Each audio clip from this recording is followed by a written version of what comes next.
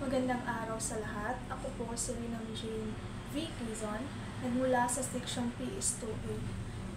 At ito po ang aking reflektibong video patungkol sa pelikulang Bonifacio. Ang pelikulang Bonifacio, ang unang pangulo, na pinagbidahan ni Ruben Padilla ay hindi lamang isang simpleng paglalahad ng kasaysayan. Ito ay isang salamin na humahamon sa ating pag-unawa at kung ano ang tunay na kahulugan ng pagiging Pilipino, makabayan at bayani.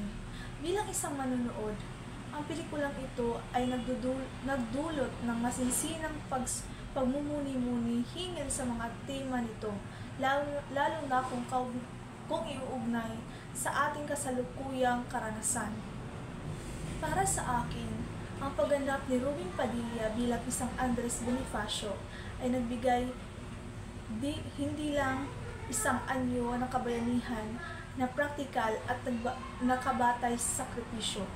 Hindi ipinakita si Bonifacio bilang isang perpektong intelektual, kundi bilang isang manggagawa at leader na handang ibuwis ang buhay hindi dahil sa ambisyon, kundi dahil sa matinding pagmamahal sa bayan. Noong bata pa ako, ang bayani ay yung nasa aklat na may statue. Ngunit pagkatapos kong mapanood ang pelikula, lalo na ang mga eksena ng paghihirap at pagtataksil na dinanas niya, napagtanto ko ang tunay na kabayanihan ay ang kakayahang maninindigan at lumaban para sa tama, kahit ang kapalit ay kamatayan o pagtatakwil ng sariling kapatiran. Sa kasalukuyan, ang mga bayani para sa akin ay mga frontliner, ang mga guro na naglilingkod sa liblib na lugar at ang mga whistleblower na nagpapalantad ng katiwalian.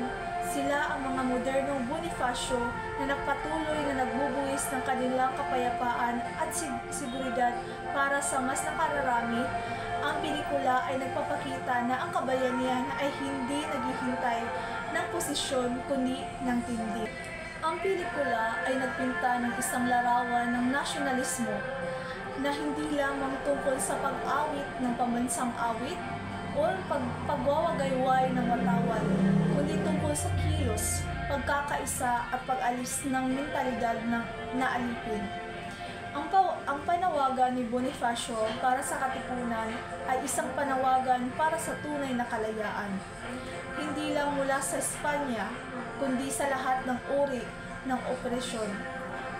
Ang pinakamalaking hiyaw ng pelikula ay ang pagpapakita ng isyong panlipunan na tila hindi nagbabago sa paglipas ng panahon. Ang pagkakawatak-watak, ang inggit, ang korupsyon at ang pagtataksil ng sariling lahi.